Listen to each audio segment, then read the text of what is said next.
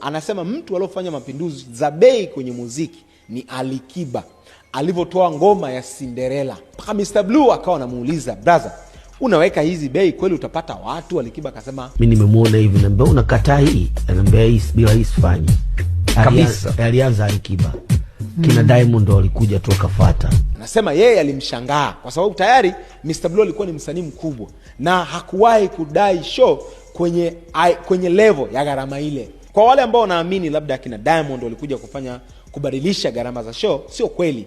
Anasema Alikiba alibadilisha, then akaongezea akasema baada ya Alikiba ndio akina Diamond wakafuata. Hii kauli anaizungumza msanii. Angekuwa anazungumza mtu ambaye sio msanii, labda tungesema haya maneno kayatoa wapi, lakini kwa sababu anazungumza msanii, lazima tujaribu kuelewa, kwa sababu yeye anahusika kwenye masuala ya show pia. Anafanya show kama msanii.